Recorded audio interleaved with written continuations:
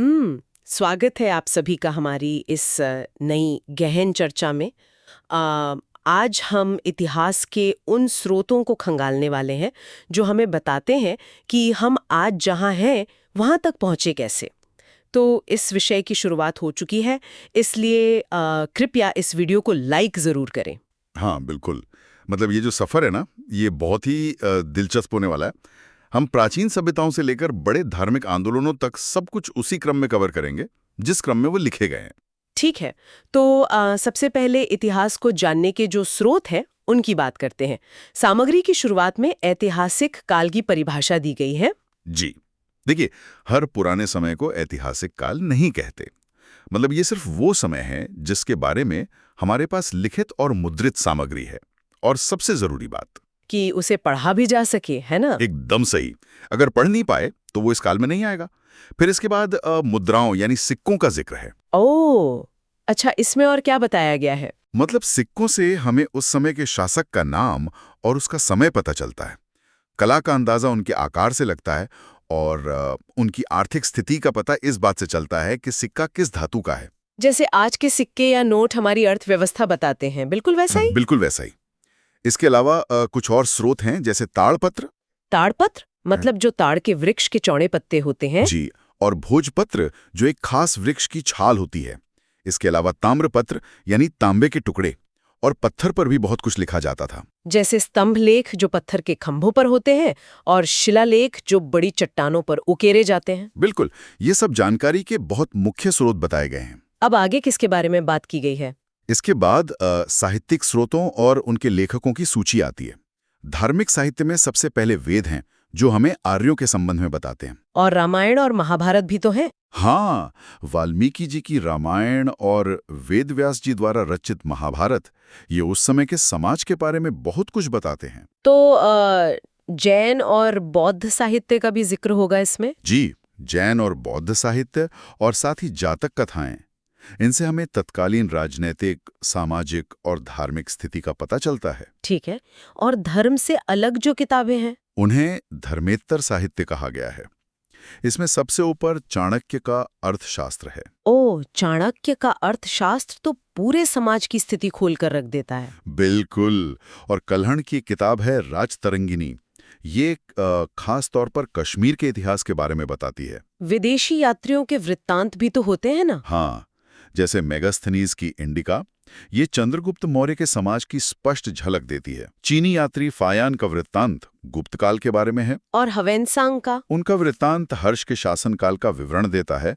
इसके तुरंत बाद स्रोत कुछ बहुत ही विशेष तथ्य बताता है। कैसे तथ्य? जैसे कि महाभारत विश्व का सबसे बड़ा महाकाव्य है और लंदन का ब्रिटिश म्यूजियम विश्व का सबसे बड़ा संग्रहालय है। अरे वाह! और एक बात, मानव विकास की जानकारी देने वाले वैज्ञानिकों को मानव शास्त्री कहते हैं। ओह अच्छा, और क्या खास जानकारी है इसमें? अशोक के रुम्मिन्देई अभिलेख की बात है। ये नेपाल के लुम्बिनी से मिला है। इसमें अशोक ने घोषणा की थी कि लुम्बिनी में उपज का 8वां भाग यानी टैक्स के रूप में लिया जाएगा। उपज का 8वां भाग, ठीक है।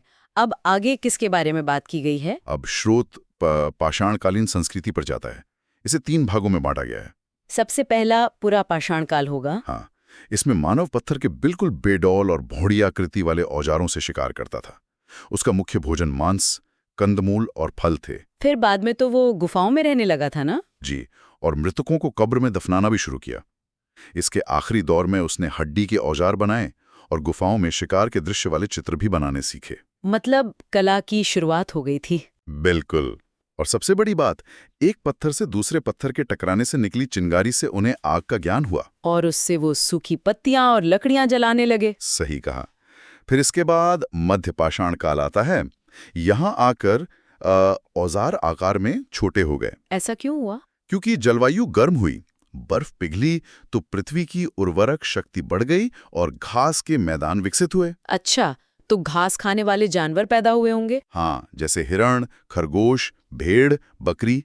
और मानव अब सिर्फ शिकारी नहीं रहा, वो उगी हुई घासों को इकट्ठा करने लगा। मतलब वो संग्राहक बन गया। जी, और इसी समय कुत्ते को पहला पालतू पशु बनाया गया और खेती का ज्ञान भी इसी काल में शुरू हुआ। ठीक है। इसके बाद आता है नवपाषाण काल। ये तब शुरू होता है जब खेती भली भांति प्रारंभ हो गई। तो अब वो भोजन संग्राहक से भोजन उत्पादक बन गया। एकदम सही। और इसके अंत तक आते आते ताम्रपाषाण युग शुरू हो गया। ताम्रपाषाण मतलब जहां पत्थर के साथ धातुओं का इस्तेमाल हुआ। हाँ, सबसे पहले तांबे का प्रयोग हुआ और फिर इंसान ने तांबे और जस्ते को मिलाकर कांसा बनाना सीख लिया। ओह अच्छा, अब आगे किसके बारे में बात की गई है? इसके बाद स्रोत सिंधु घाटी की सभ्यता पर पहुंचता है। 1921 में पुरातत्वविदों ने पंजाब प्रांत में हड़प्पा नामक नगरीय सभ्यता की खोज की। और सिंध प्रांत में मोहनजोदाड़ो मिला था, है ना? जी, जिसका मतलब होता है मृतकों का टीला। और चूंकि ये अवशेष सिंधु नदी घाटी में मिले, इसलिए इसे सिंधु नदी घाटी की सभ्यता कहते हैं। इसके कुछ क्षेत्र तो अब पाकिस्तान में है। हाँ, और भारत में पंजाब में रोपड़, राजस्थान में कालीबंगा और गुजरात में लोथल स्थित हैं।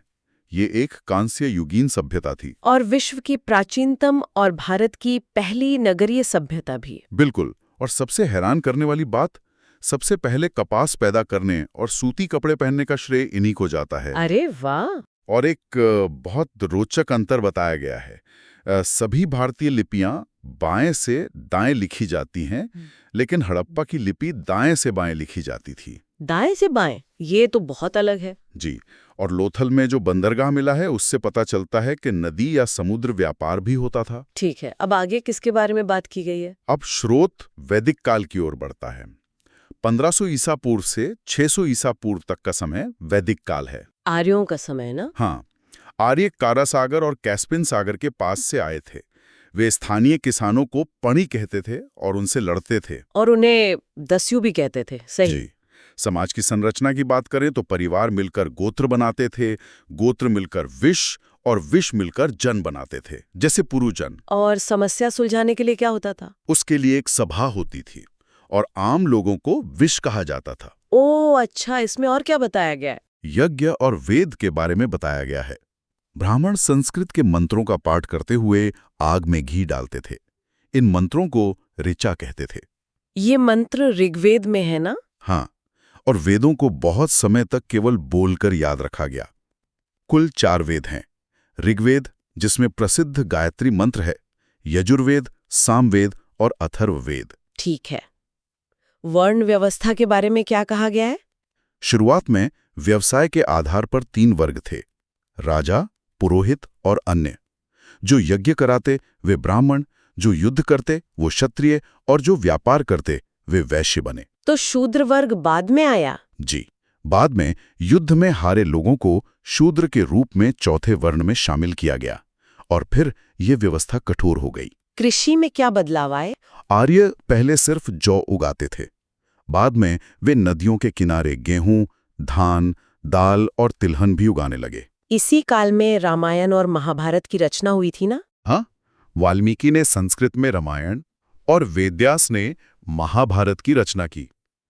यही वैदिक संस्कृति भारतीय समाज और कला का आधार बनी। और लौह युग भी तो इसी समय शुरू हुआ था। बिल्कुल। और एक बड़ी बात, चित्रात्मक लिपि की जगह ध्वनि के आधार पर अक्षरों और वाक्यों का विकास इसी काल में हुआ। ठीक है, अब आगे किसके बारे में बात की गई है? स्रोत का अंतिम हिस्सा 6ठी शताब्दी ईसा पूर्व के धार्मिक आंदोलनों, विशेषकर जैन धर्म के बारे में है। महावीर स्वामी के बारे में। हाँ, उनका बचपन का नाम वर्धमान था और वे जैन धर्म के 24वें तीर्थंकर थे।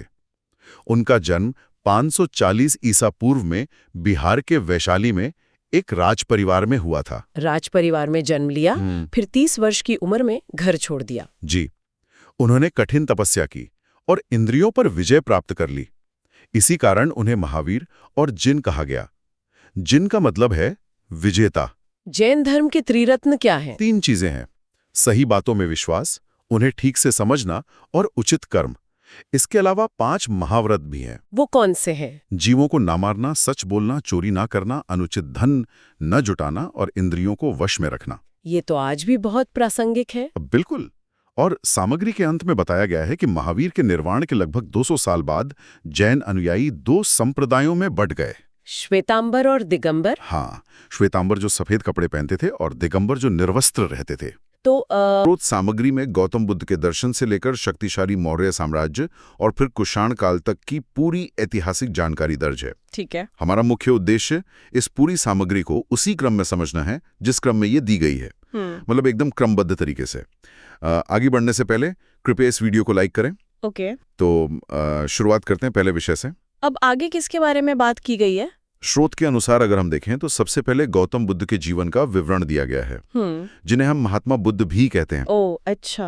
हाँ, सामग्री बताती है कि इनका जन्म 563 ईसा पूर्व में हुआ था। ये जगह नेपाल के कपिलवस्तु के बिल्कुल निकट लुम्बिनी में स्थित थी। ओके। और पारिवारिक पृष्ठभूमि की बात करें तो इनके पिता का नाम शुद्धोधन था, जो कि शाक्य गणराज्य के राजा थे। और बचपन में बुद्ध को सिद्धार्थ के नाम से जाना जाता था। इसमें और क्या बताया गया है? इसमें 4 आर्य सत्य की बहुत ही स्पष्ट व्याख्या की गई है जो बुद्ध ने माने हैं। पहला सत्य ये है कि दुख है, दूसरा ये कि दुख दूर करने का उपाय है, तीसरा सत्य बताता है कि दुख का कारण है, और चौथा ये कि उस दुख को दूर करने का उपाय अष्टांगिक मार्ग है। ठीक है। और इसी अष्टांगिक मार्ग से दुख से जो छुटकारा मिलता है उसे ही निर्वाण कहा गया है। अगर इसे स्रोत के भीतर दी गई जानकारी के आधार पर एक एनालॉजी से समझें तो ये बिल्कुल किसी बीमारी के निदान की तरह है। ओह अच्छा। मतलब पहले ये मानना कि बीमारी है, फिर उसका कारण खोजना और अंत में उसका इलाज करना, जो यहाँ अष्टांगिक मार्ग के रूप में बताया गया है। ओके। बुद्ध के उपदेश बहुत ही सरल पाली भाषा में दिए गए थे ताकि सब समझ सकें, लेकिन सामग्री बताती है कि बुद्ध के निर्वाण के कुछ सदियों बाद उनके अनुयायी 2 अलग-अलग संप्रदायों में बंट गए। इसमें और क्या बताया गया है? पहला संप्रदाय था हीनयान, जिन्हें कट्टरपंथी माना गया, और दूसरा संप्रदाय था महायान, जो अपनी सोच में उदारवादी थे। और यहाँ एक बहुत ही दिलचस्प बात और है। ओह अच्छा। हाँ, हमारे राष्ट्रध्वज के बीच में जो चक्र है ना, वो दरअसल बौद्ध प्रतीक धर्मचक्र परिवर्तन ही है। मतलब ये सीधे तौर पर हमारी पहचान से जुड़ा है। अब आगे किसके बारे में बात की गई है? इसके बाद ये सामग्री राजनीतिक व्यवस्था के क्रमिक विकास की ओर मुड़ती है। वैदिक काल में जो छोटी राजनीतिक इकाइयां होती थीं, जिन्हें जन कहा जाता था, 600 ईसा पूर्व के आसपास उनका स्वरूप बदल गया। ओके। ये छोटे जन अब बड़े होकर महाजनपद बन गए थे। स्रोत में एक स्पष्ट आंकड़ा है कि कुल 16 महाजनपद अस्तित्व में आ चुके थे। इसमें और क्या बताया गया है? इन 16 में से 14 महाजनपदों में राजतंत्र था और बाकी 2 में गणतंत्र व्यवस्था कायम थी। इनमें से 4 प्रमुख महाजनपदों के नाम खास तौर पर बताए गए हैं। ठीक है। पहला है मगध, जो आज के गया और मुंगेर इलाके में आता है। दूसरा कोशल यानी आज का फैजाबाद, तीसरा वत्स जो इलाहाबाद का क्षेत्र है, और चौथा अवंती जो आज का मालवा क्षेत्र है। ओह अच्छा। और फिर बताया गया है कि कैसे मगध साम्राज्य इन सब में सबसे शक्तिशाली हो गया। 6ठी शताब्दी ईसा पूर्व से लेकर नंद वंश तक करीब 220 वर्षों में मगध पर 3 राजवंशों ने शासन किया। इसमें और क्या बताया गया है? सबसे पहले हर्यक वंश आया 544 से 492 ईसा पूर्व तक, फिर शिशुनाग वंश 492 से 344 ईसा पूर्व तक, और अंत में नंद वंश 344 से 323 ईसा पूर्व तक। ओके।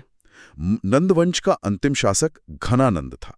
ये नाम इसलिए महत्वपूर्ण है क्योंकि सामग्री स्पष्ट करती है कि इसी शासक के समय सिकंदर भारत आया था। अब आगे किसके बारे में बात की गई है? यहीं से इतिहास में एक नया मोड़ आता है। 326 ईसा पूर्व में सिकंदर के आक्रमण का जिक्र है, जिसने यूनानी संपर्क के द्वार हमेशा के लिए खोल दिए। ओह अच्छा। इसका एक बहुत बड़ा प्रभाव ये पड़ा कि भारतीय सिक्कों पर भी यूनानी शैली का प्रभाव दिखने लगा। फिर इसके तुरंत बाद मौर्य वंश की स्थापना का रोमांचक विवरण आता है। इसमें और क्या बताया गया है? चंद्रगुप्त मौर्य दरअसल घनानंद की सेना में ही था, लेकिन राजा के दुर्व्यवहार से ऊबकर उसने विद्रोह कर दिया। फिर उसकी भेंट चाणक्य से हुई, जिन्हें कौटिल्य भी कहा जाता है। ठीक है। तो 322 ईसा पूर्व में चंद्रगुप्त ने मगध पर आक्रमण करके नंद वंश का पूरा तख्ता ही पलट दिया। अगर इसे एक एनालॉजी से समझें तो ये ऐसा है जैसे एक असंतुष्ट कर्मचारी ने एक चतुर रणनीतिकार के साथ मिलकर पूरी सत्ता या मैनेजमेंट ही पलट दिया हो। ओह अच्छा। बिल्कुल। और सामग्री ये भी बताती है कि इसके बाद 305 ईसा पूर्व में चंद्रगुप्त ने यूनानी सेनापति सेल्यूकस को भी युद्ध में हरा दिया था। अब आगे किसके बारे में बात की गई है? मौर्य प्रशासन के विशाल स्वरूप की जानकारी हमें दो बहुत ही महत्वपूर्ण किताबों से मिलती है। एक है मेगास्थनीज की इंडिका और दूसरी है कौटिल्य का अर्थशास्त्र। ओके। मेगास्थनीज जब भारत आया तो कुछ बातें देखकर बहुत आश्चर्यचकित रह गया। उसने लिखा कि यहाँ के लोग बहुत ही सभ्य थे और सबसे बड़ी बात, वे अपने घरों में ताला तक नहीं लगाते थे। ओह, अच्छा। हाँ, और लोग अपने वादे हमेशा निभाते थे, कभी झूठी गवाही नहीं देते थे। यहाँ तक कि उनके महल भी सोने चांदी के बने होते थे। इसमें और क्या बताया गया है? पाटलिपुत्र नगर की भव्यता का भी एक सटीक आंकड़ा दिया गया है। वो शहर 9 मील लंबा और 1.5 मील चौड़ा था, जो उस समय के हिसाब से बहुत विशाल था। अब आगे किसके बारे में बात की गई है? इसके बाद चंद्रगुप्त के पुत्र बिंदुसार और फिर महान शासक अशोक के मगध की गद्दी पर बैठने का जिक्र आता है। ओके। अशोक के जीवन में कलिंग युद्ध एक बहुत बड़ा मोड़ था। उस युद्ध के बाद अशोक ने फैसला किया कि वो भविष्य में कभी कोई युद्ध नहीं लड़ेगा। इसमें और क्या बताया गया है? सामग्री बहुत गहराई से स्पष्ट करती है कि अशोक की महानता उसके इतने बड़े साम्राज्य के कारण नहीं थी, बल्कि उसकी महानता शांति, अहिंसा और जन कल्याण की भावना के कारण थी। ठीक है। उसने शांति का संदेश फैलाने के लिए अपने बेटे महेंद्र और बेटी संघमित्रा को श्रीलंका भेजा था। और निर्माण कार्यों में भी उसका बड़ा योगदान रहा, जैसे स्मारक और बौद्ध विहार बनवाना। ओह, अच्छा। हाँ, सांची स्तूप की शुरुआत भी अशोक ने ही करवाई थी। और सारनाथ स्तंभ के जो 4 सिंह हैं, जो आज हमारा राजचिन्ह है, वो भी उसी की देन है। लेकिन अंत में सेनापति पुष्यमित्र शुंग द्वारा मौर्य साम्राज्य पर कब्जा कर लिया गया और इस वंश का पतन हो गया। अब आगे किसके बारे में बात की गई है? उत्तर भारत के इस घटनाक्रम के साथ साथ मौर्य साम्राज्य के समकालीन दक्षिण भारत के 3 राज्यों का उल्लेख मिलता है। ये राज्य थे चोल, जो कोरोमंडल तट पर थे, चेर, जो केरल में थे, और पांड्यास, जो एकदम दक्षिण छोर पर थे। ओके। इन राज्यों की जानकारी हमें प्रथम शताब्दी में रचे गए तमिल संगम साहित्य से मिलती है। इसमें और क्या बताया गया है? इसके तुरंत बाद दस्तावेज एक स्पष्ट समय सारणी देता है। सबसे पहले चंद्रगुप्त मौर्य, जिनका समय 322 से 298 ईसा पूर्व तक था। फिर बिंदुसार 298 से 273 ईसा पूर्व। ठीक है। उसके बाद महान अशोक का शासनकाल, जो 273 से 236 ईसा पूर्व तक चला, और मौर्य वंश के अंतिम शासक के रूप में वृद्धृत का नाम दर्ज है। अब आगे किसके बारे में बात की गई है? इसके बाद सातवाहन वंश से लेकर कुषाण वंश तक का कालखंड आता है। सातवाहन वंश 30 ईसा पूर्व से शुरू होकर 203 ईस्वी तक चला। इसके संस्थापक सिमुक थे। ओके। और इसी समय की एक बड़ी वास्तुकला उपलब्धि, कार्ले के चैत्य मंडप का निर्माण भी बताया गया है। इसमें और क्या बताया गया है? फिर पश्चिमोत्तर भारत में आए विदेशी शासकों का क्रम है। सबसे पहले हिंद यूनानी आए, जिनमें मिनांडर, जिन्हें मिलिंद भी कहते हैं, प्रमुख थे। उनकी राजधानी शाकल यानी सियालकोट थी। ओह अच्छा। हिंद यूनानियों के बाद शक शासक आए, जैसे रुद्रदमन प्रथम। फिर ईरान से पहलव आए, जिन्हें पार्थियाई भी कहा जाता है, और अंत में कुषाण आए। इसमें और क्या बताया गया है? कुषाण शासक कनिष्क की प्रसिद्धि के 2 मुख्य कारण स्रोत में बताए गए हैं। पहला ये कि 78 ईस्वी में उसने शक संवत चलाया, जिसका उपयोग आज भी भारत सरकार करती है। ठीक है। और दूसरा बड़ा कारण ये था कि कनिष्क ने बौद्ध धर्म अपना लिया था, और उसी के संरक्षण में कश्मीर में 4थी बौद्ध सभा का भव्य आयोजन हुआ था। अब आगे किसके बारे में बात की गई है? इसके बाद तकनीकी, व्यापार और ज्योतिष शास्त्र में हुई प्रगति की बात आती है। चिकित्सा के क्षेत्र में कनिष्क के समय के एक प्रसिद्ध चिकित्सक थे चरक। ओके। उन्होंने चरक संहिता नामक एक बहुत ही महत्वपूर्ण पुस्तक लिखी। इसमें 600 से अधिक औषधियों का जिक्र है और मरीजों से विश्वासघात न करने का सख्त निर्देश भी है। ओह अच्छा। तकनीकी स्तर पर अगर देखें तो भारतीयों ने हिंद यूनानी और कुषाणों से सोना चांदी पिघलाकर सिक्के बनाने की तकनीक सीखी। इसमें और क्या बताया गया है? नगरीकरण में भी भारी प्रगति हुई। तक्षशिला और पुरुषपुर का सुंदरीकरण किया गया और कश्मीर में कनिष्कपुर बसाया गया, जिसे आज कांजीपुर कहते हैं। ठीक है। व्यापार के मामले में कुषाणों ने प्रख्यात रेशम मार्ग यानी सिल्क रूट पर अपना पूरा नियंत्रण कर लिया था। ये मार्ग चीन से मध्य एशिया होते हुए रोमन साम्राज्य तक जाता था। ओह अच्छा।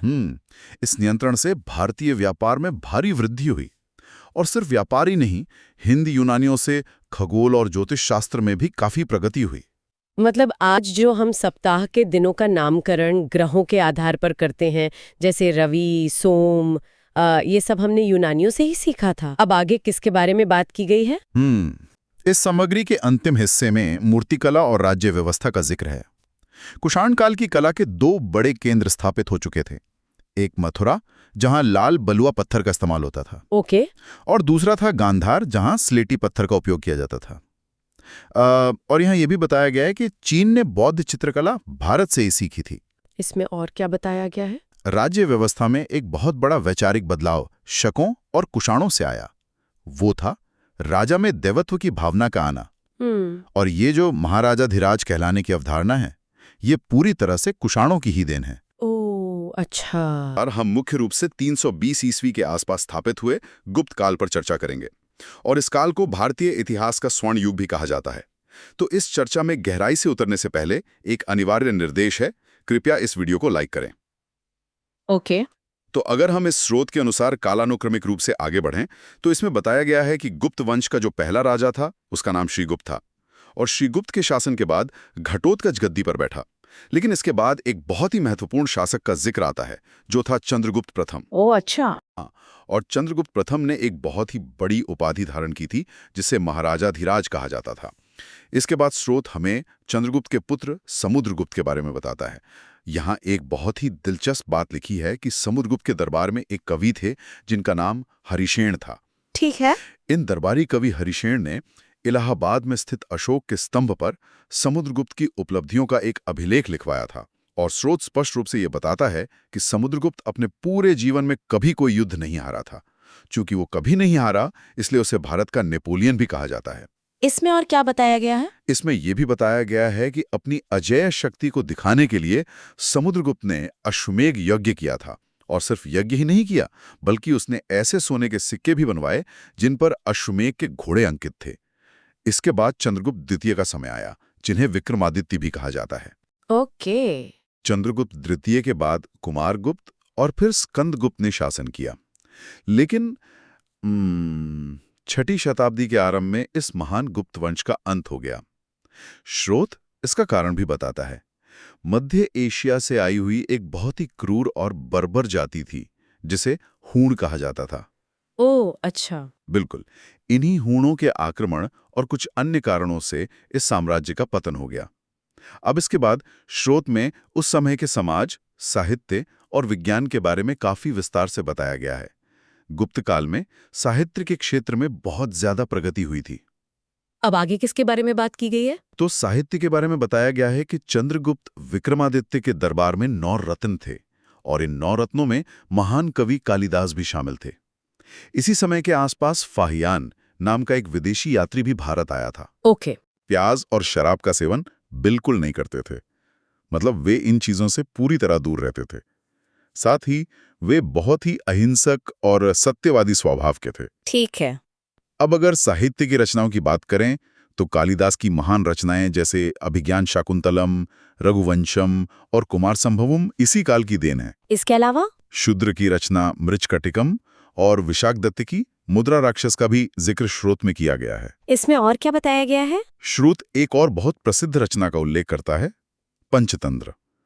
ये बताया गया है कि पुराणों पर आधारित पंचतंत्र की रचना भी इसी गुप्त काल में हुई थी। इसके बाद विज्ञान के क्षेत्र की प्रगति का वर्णन आता है, जो काफी हैरान करने वाला है। ओह, अच्छा। जी हाँ, स्रोत के अनुसार आर्यभट्ट ने उसी समय यह बता दिया था कि पृथ्वी गोल है और वो सूर्य का चक्कर लगाती है। और आपको बता दूं, स्रोत ये भी याद दिलाता है कि आर्यभट्ट के इसी योगदान के कारण पहले कृत्रिम उपग्रह का नाम उन्हीं के नाम पर रखा गया था। ओके। इसके साथ ही मेहरौली के लौह स्तंभ का भी जिक्र है, जो धातु विज्ञान का बेहतरीन उदाहरण है।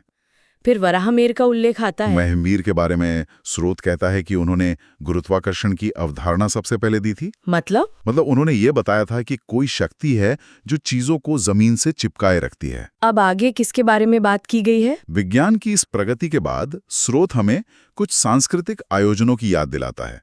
इसमें इलाहाबाद में होने वाले माघ, अर्धकुंभ और कुंभ पर्व के आयोजन का स्पष्ट जिक्र किया गया है। इसके बाद हम कालक्रम में थोड़ा और आगे बढ़ते हैं। ठीक है। स्रोत बताता है कि गुप्त काल के समाप्त होने के लगभग 100 वर्ष बाद उत्तर भारत में एक नए वंश का उदय हुआ, जिसे वर्धन वंश कहते हैं।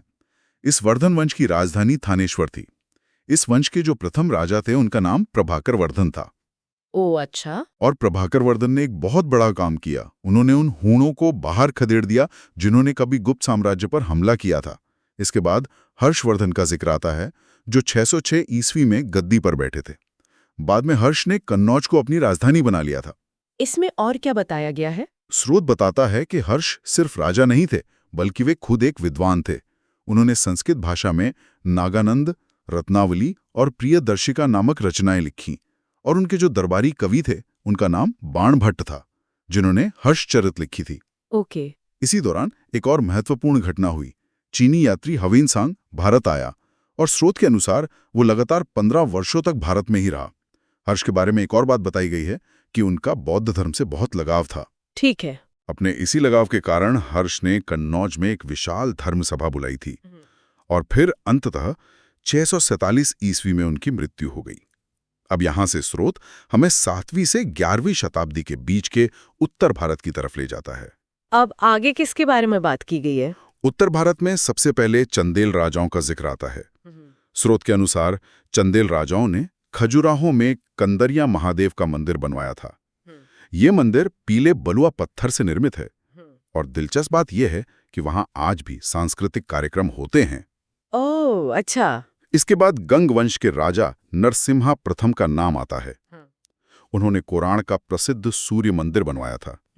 यहाँ स्रोत वास्तुकला की एक विशेषता भी बताता है कि जो दक्षिण भारतीय मंदिरों के शिखर होते थे वे पिरामिड जैसे दिखते थे।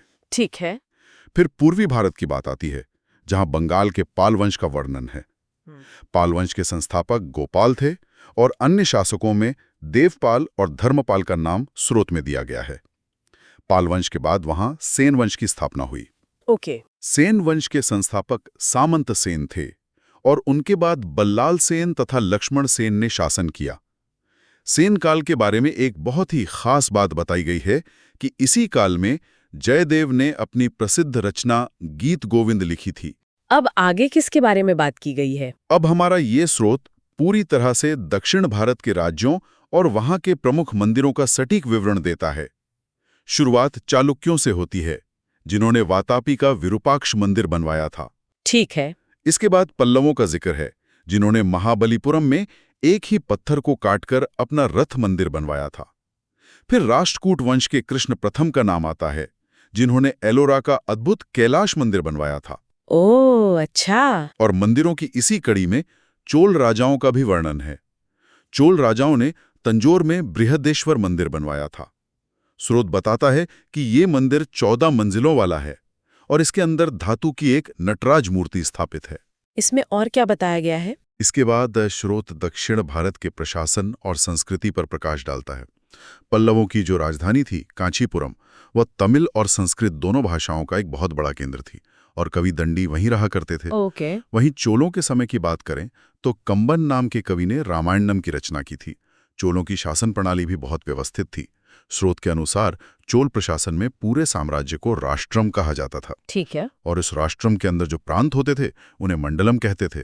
फिर मंडलम के अंदर के जनपदों को नाडु, और सबसे निचले स्तर पर जो गांव होते थे उन्हें कुर्रम कहा जाता था। इसके अलावा उनका विदेशी प्रभाव भी था। ओह अच्छा। हाँ, स्रोत बताता है कि पल्लवों ने सुमात्रा में अपनी बस्तियां बसाई थी। साथ ही कंबोज, जिसे कंबोडिया कहते हैं, और चंपा के शैव शासकों ने कंबोज को संस्कृत भाषा का एक केंद्र बना दिया था। इसके बाद मध्यकालीन राज्य शुरू होते हैं। अब आगे किसके बारे में बात की गई है? 1347 ईस्वी में उसने दौलताबाद पर अधिकार कर लिया और बहमनी राज्य की नींव डाली। ओके। उसने बहमन शाह की उपाधि ली और अपने राज्य को 4 प्रांतों में बांट दिया: गुलबर्ग, दौलताबाद, बरार और बीदर। स्रोत के अनुसार इस बहमनी राज्य का जो महानतम शासक था वो फिरोज शाह था, लेकिन ये राज्य एक नहीं रह सका। ठीक है। बाद में ये बहमनी राज्य टूटकर 5 राज्यों में बट गया।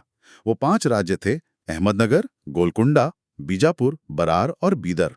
और इसी दौरान दक्षिण में एक और बड़ा राज्य उभर रहा था, जिसे हरिहर और बुक्का ने बसाया था: विजयनगर साम्राज्य। इसमें और क्या बताया गया है? स्रोत बताता है कि बहमनी और विजयनगर के बीच काफी संघर्ष होता था। इसका एक बड़ा कारण गोलकुंडा की हीरे की खानें थी। इन हीरे की खानों को लेकर दोनों राज्यों में विवाद चलता रहता था।